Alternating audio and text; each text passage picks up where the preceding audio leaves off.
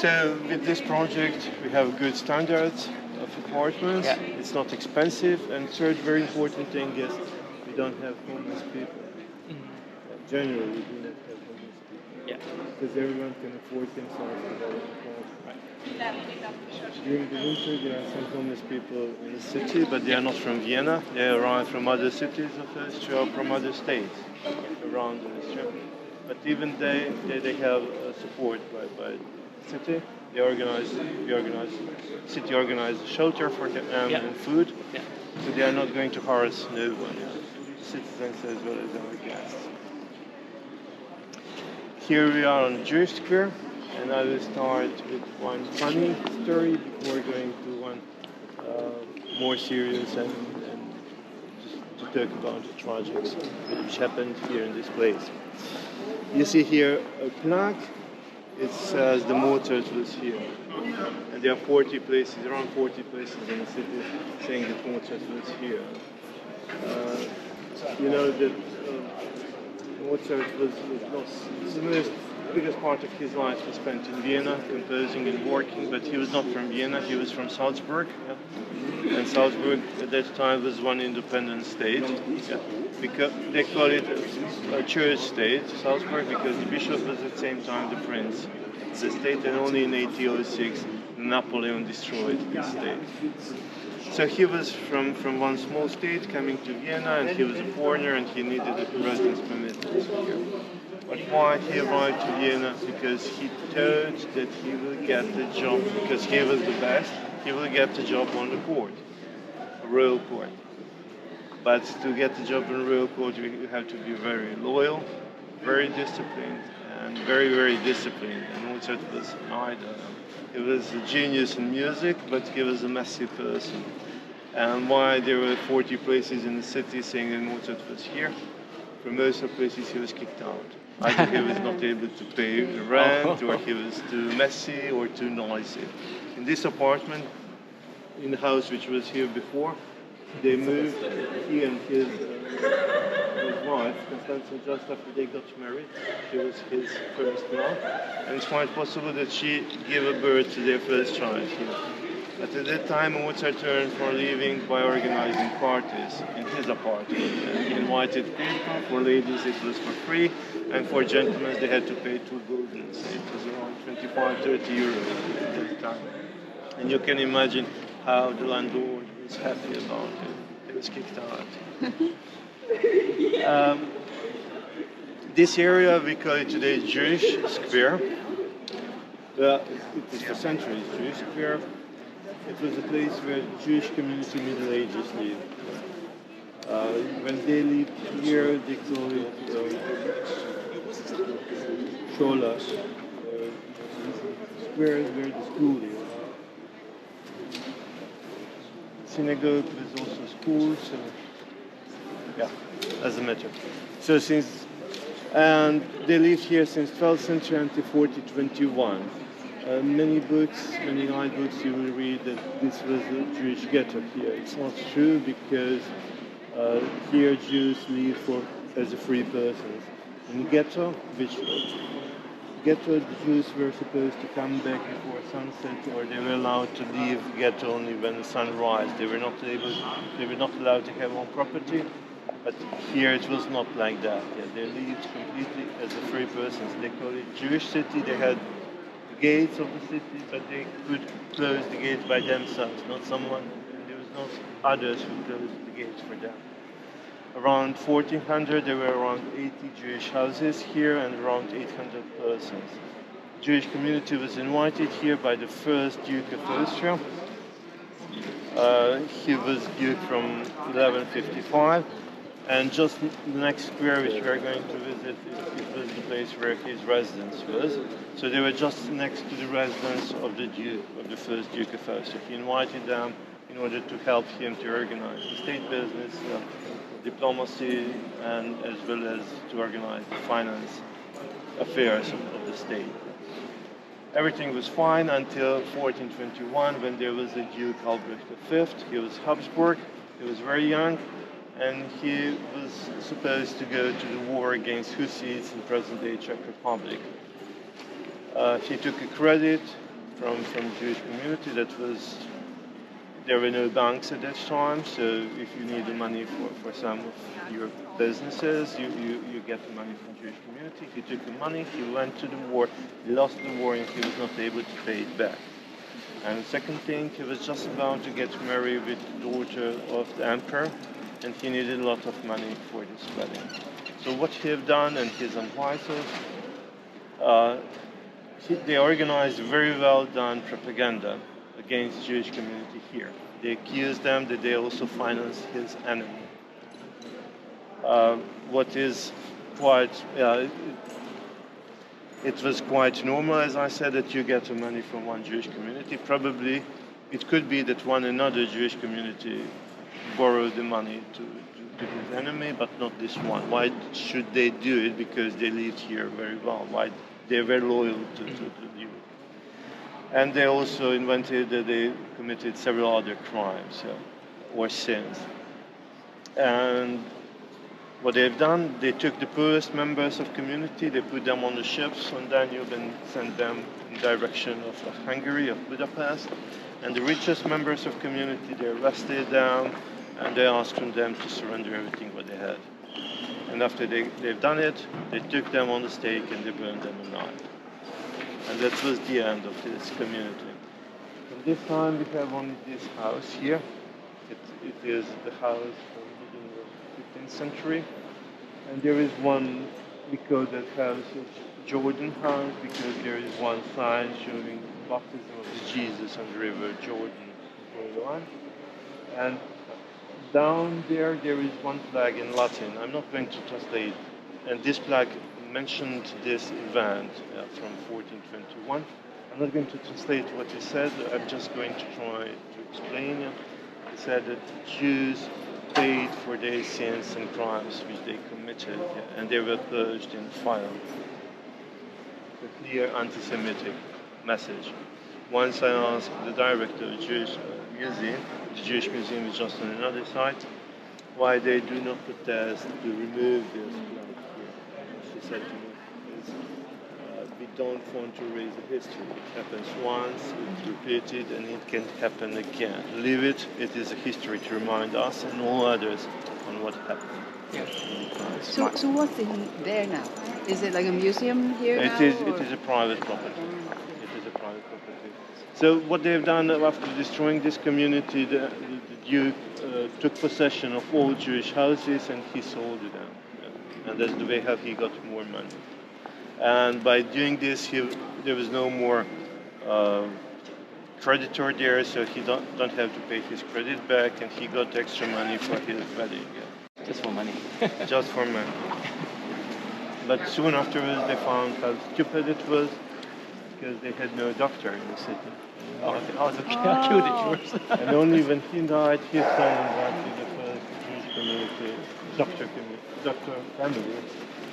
in the city. And at the end of the 15th century, there was again a Jewish community in Vienna. In the center of this square, we have a statue of Lessing. Lessing was a German writer from the end of the 18th century.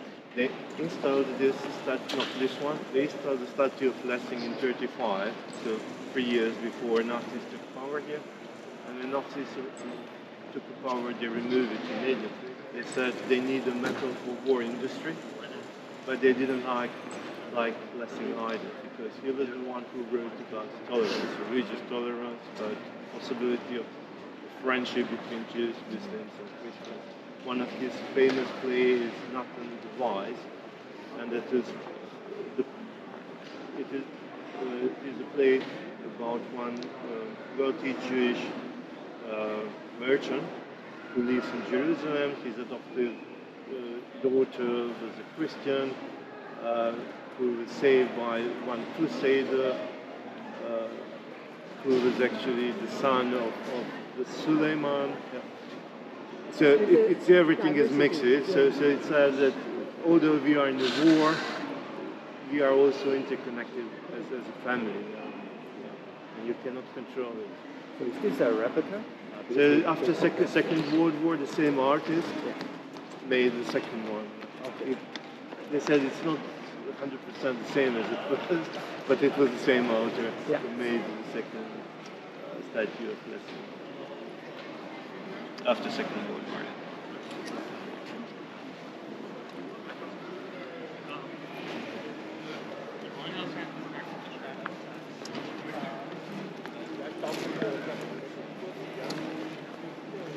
And here we have the first Holocaust memorial in Austria.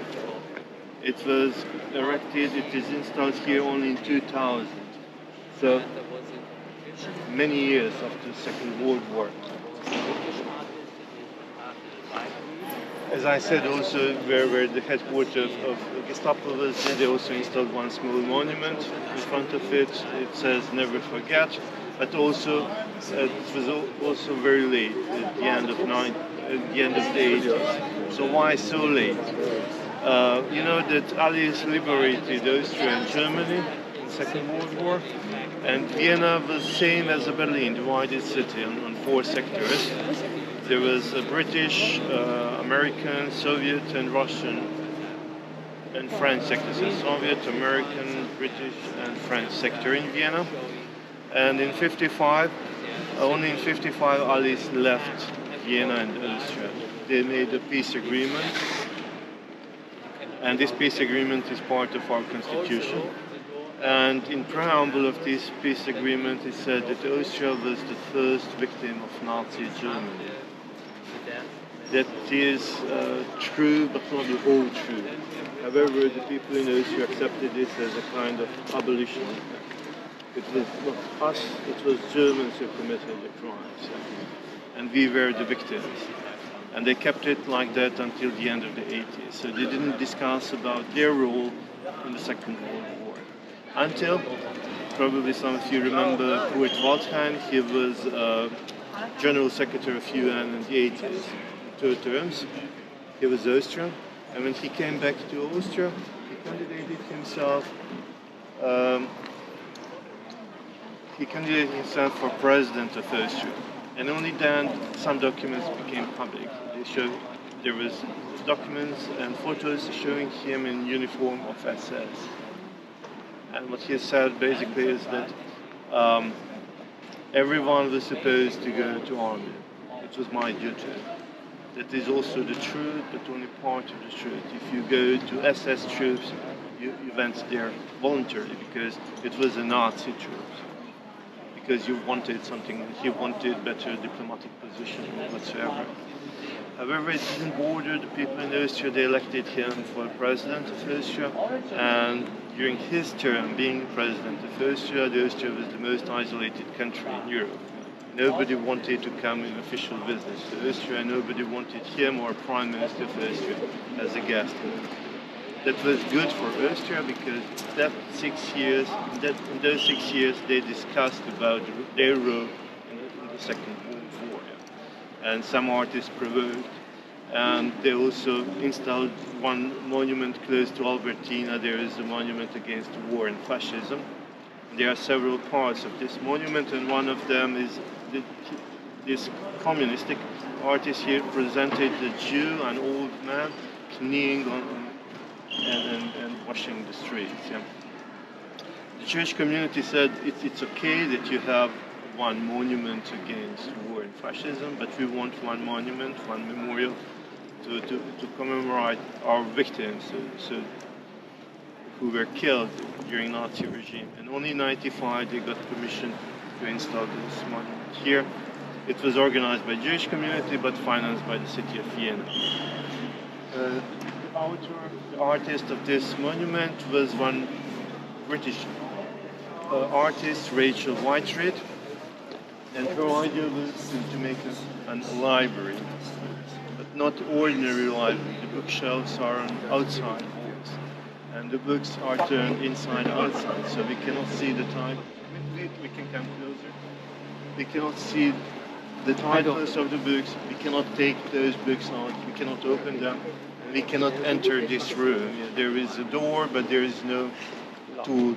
There is no lock to enter. And the message is very clear. There are so many lives who were finished in such way without finishing their story. So their books were never finished. Before Nazis took power, there were around 165,000 Jews living in Vienna, almost 10% of population, and 65,000 were killed, were murdered in 41 concentration camps along all over the Third Reich. And only 7,000 survived the end of the war in the city, most of them as U-boats. In German it means submarine. They disappeared in apartments of their friends, and they stayed for 7 years self-imprisoned. I knew one guy in Sarajevo who stayed 3 years in basements of his friends during the war, and after that experience he was totally broken person. He needed a year to come back to society, and you can imagine 7,000 people that stayed for 7 years self-imprisoned, yeah. Always being afraid that they will be captured and deported. Before they installed this monument, they had to make fundaments. They were preparing for fundaments, and they got permission to make archaeological excavations. And they decided to put the memorial in this place on the square. And this was also the area where they were allowed to do archaeological excavations. And on the first days of excavations, they found the fundaments of the synagogue, which was destroyed in 1421. Over there.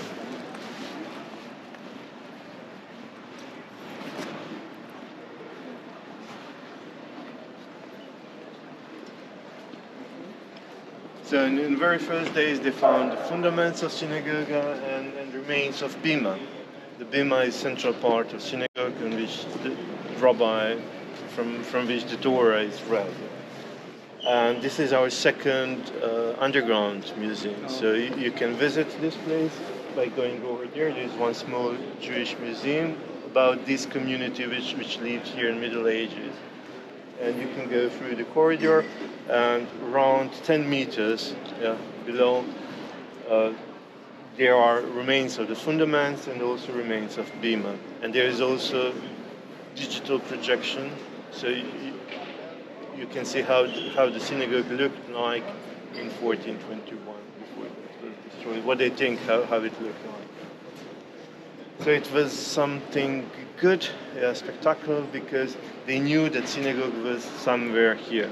They didn't know where exactly. And in the very first days of excavations, they discovered the fundaments of synagogue. So they moved this monument a little bit, I think 2 meters further, because they didn't want it to be over the beam. All around before, you can see the names of concentration camps. As I said, 41 of them. They are Jews from Vienna lost their lives. Is that like the original building? This pretty one? Yeah, it is from 19th century. Oh, it's private. It's private. And that building over there, that belongs to the Jewish community as well.